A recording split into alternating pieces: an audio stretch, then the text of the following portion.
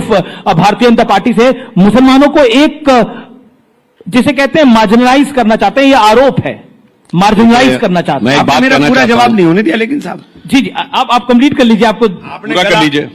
आपने गला घोटने 2 ही सवाल किए थे ना? जी जी जी। गला घोटा जा रहा है, ये सवाल नहीं, आपने बोला था उसी को गला घोटा जा रहा है, तो ये आपको बता दिया।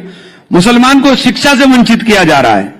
आप हालात ये देख लीजिए कि जो मुस्लिम अलीगढ़ मुस्लिम यूनिवर्सिटी है वो लगातार पिछले 10 साल के अंदर नीचे जा रही है, उसके फंड्स आपने रोक दिए, उसके 2 सेंटर बंद होने के कगार पर आ गए। अच्छा खासा रिसर्च इंस्टीट्यूट था, सेंट्रल यूनिवर्सिटी, उसको क्यों तबाह करना चाह रहे हैं? यही प्रश्न है मेरा, क्यों तबाह करना चाह रहे हैं? तो पहले भी बोल चुके थे, निवेदन है। अब मैं जवाब देना चाहता हूं। देखिए, इन्होंने कहा कि भाई इस्लाम के पवित्र कर्तव्य में एक वक्फ है। भाई मेरी समझ तो इतनी है, इस्लाम में 5 ही पवित्र कर्तव्य हैं, रोजा, कलमा, नमाज, हज और जकात। इसमें वक्फ कहां है भाई? और मैं ये भी बताना चाहता हूं, इसी बात में 1894 में प्रिवी काउंसिल का जजमेंट आया था, जिसमें सर सैयद अहमद ने कोट किया था कि वक्फ मूल इस्लामी परंपरा का हिस्सा नहीं है, ये शरिया का हिस्सा है। उसके लिए मुजार शब्द का प्रयोग किया। इसलिए वक्फ अल औलाद, आपको बड़ी मजेदार बात पता है, वक्फ अल औलाद यह है कि मैंने जमीन तो वक्फ कर दी मगर रहेंगे मेरे ही परिवार के लोग। मतलब मैंने अपना पैसा तो मंदिर को दान कर दिया मगर रहेगा वो मेरा। ऐसा आपने विचित्र उदाहरण नहीं सुना होगा, इसलिए वो क्वैश किया गया। मगर कांग्रेस ने 1906 में कलकत्ता अधिवेशन में प्रस्ताव पारित किया कि नहीं नहीं नहीं, वो कुछ गलत हो गया है, दोबारा किया जाए। अब मैं एक सेंटेंस कोट करता हूं, चूंकि वक्फ एक मुस्लिम प्रॉपर्टी से रिलेटेड मैटर है तो इसका गवर्नमेंट या पब्लिक पॉलिसी से कोई मतलब नहीं होना चाहिए। यही तो आज बोल रहे हैं। यह इंपीरियल लेजिस्लेटिव काउंसिल में अप्रैल 1913 में मोहम्मद अली जिन्ना का स्टेटमेंट है, जो कांग्रेस के सपोर्ट से इन्होंने अंग्रेजों के जमाने में कराया। 1913 से 2013 तक इनकी किस वाकफियत ही नहीं बदली। और मैं पूछना चाहता हूं, इमरान मसूद साहब तो यूपी के रहने वाले हैं, यूपी कह रहे पढ़ाई लिखाई में पीछे रह गए। पता है आपको, सैयद मुसलमानों की रेट ऑफ लिटरेसी 1931 में 24% थी, जब यूपी की 8% थी। और जातिगत सर्वे था तो यूपी में जो सबसे पढ़ी लिखी ब्राह्मण कम्युनिटी मानी जाती थी हिंदुओं में, वो 15%, क्षत्रियों में 13%, सैयद मुसलमान 24%, ब्यूरोक्रेसी में 20%। कहां चले गए मेरे भाई? आज बाकी माइनॉरिटीज को आप देखिए, सबसे पढ़ी लिखी आज कम्युनिटी कौन है हाईएस्ट एजुकेशन में? पारसी 0.001% की माइनॉरिटी। सबसे प्रॉस्परस, जो सबसे ज्यादा कंट्रीब्यूट करती है इनकम टैक्स में, जैन 1% की माइनॉरिटी।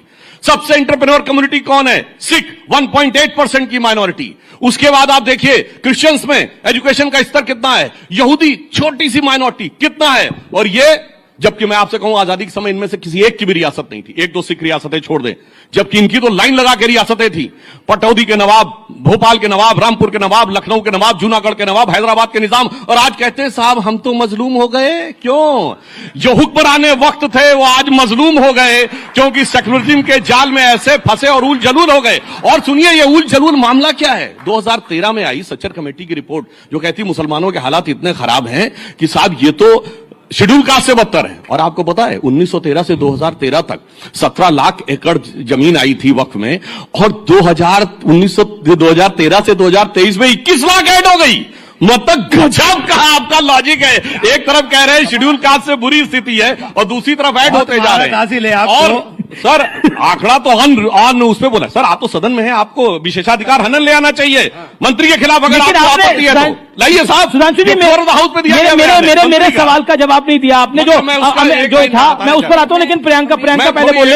एक लाइन बोल दूं इस पर। प्रियंका जी, देखिए मुसलमानों के बारे में समस्या क्या है कि आज के जमाने में लोगों को मुस्लिमों की जो लियाकत थी उसके बारे में भी नहीं पता है। एक दौर था जब मुसलमान दुनिया में सबसे पढ़ी लिखी कम्युनिटी होती थी। बैतुल हिकमत का नाम आपने बगदाद का सोचा होगा, that was a centre of knowledge.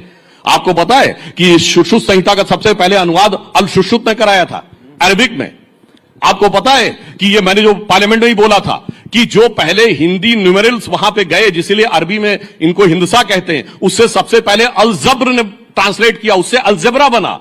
फिर अल ख्वारिज्म ने जो ट्रांसलेशन किया, जो मैथमेटिक्स दी, एल्गोरिथम वर्ड वहीं से आया है। कोलंबस ने जिस नक्शे को लेकर पूरी दुनिया की तरफ चला था, वो बनाने वाला भी मुसलमान था, एक अली इदरीसी। उसके बाद इनका एल्गोरिथम ऐसा बदला कि 700-800 साल में पैदा हुआ। सिर्फ प्रियंका जी को आने दीजिए, मगर अब्दुल कलाम के साथ नहीं, औरंगजेब के साथ जाके खड़े हो जाए। हमारे पास बड़ी लर्निड ऑडियंस भी है, वारिस पठान साहब बैठे हैं, आनंद रंगनाथन बैठे हैं। ओके बोलिए प्रियंका जी। मैं इनकी तरह आवाज रेज कर मैं पॉइंट नहीं रख सकती हूँ कि आप आवाज रेज कर दीजिए कि कोई दूसरा ना बोल पाए। मैं बस बस एक ही चीज कहूंगी, अभी मैं जब उनको सुन रही थी और इतना पैशनेटली मुसलमानों के अधिकारों के लिए बोल रहे थे, तो मुझे मोहम्मद अली जिन्ना ही याद आ गए। जैसे मोहम्मद अली जिन्ना ने आर्ग्यूमेंट दिया था और पाकिस्तान को अलग कर दिया था, इनका आर्ग्यूमेंट बिल्कुल उसी तरीके का था। तो आज ये मॉडर्न डे जिन्ना कौन बनकर बैठे हैं, आज इनकी भाषा से बहुत स्पष्ट हो गया है। जहां बता रहे हैं अरे देखिए हम लोग क्या थे, हमें क्या कर दिया, तो ये इनका आप कह रहे हैं मॉडर्न डे जिन्ना है? बिल्कुल, जो उस दिन अमित शाह जी अबुल कलाम अमित शाह जी ने भी कहा, जिस तरीके औरंगजेब की कब्र में मरसियां पढ़ाने वाले को राज्यसभा आप भेजेंगे। के लिए करते हैं, हम मुसलमानों के लिए करते हैं, हम मुसलमानों के लिए करते हैं, ऐसे ही नहीं। अरे नहीं, मैंने तो आपने नहीं बताया मुसलमानों में क्या था और कहां से कहां पहुंचा। उन्होंने अमित शाह आपने मेरा सुना ही नहीं। अरे एक क्या क्या नहीं कोट किया हमने, अपना तो बोला ही नहीं। अमित शाह सिर्फ एक डॉक्टर अब्दुल कलाम। अमित शाह को अमित शाह के लिए बोल दिक्कत रहे थे। है, जब इतना जोर जोर से चिल्लाते हैं ना तो सिर्फ अपनी आवाज सुनाई देती है, लॉजिक की आवाज कम हो जाती है। ये तो कुछ सुनाई नहीं पड़ रहा आजकल। बोली प्रियंका जी। आपको समय कम मिला है शायद, मुसलमानों के नहीं, प्लीज ना मुसलमानों के अधिकारों का हनन हो रहा था, किस तरीके से वो प्रताड़ित थे, किस तरीके से वो गरीब किए जा रहे थे, सब किया।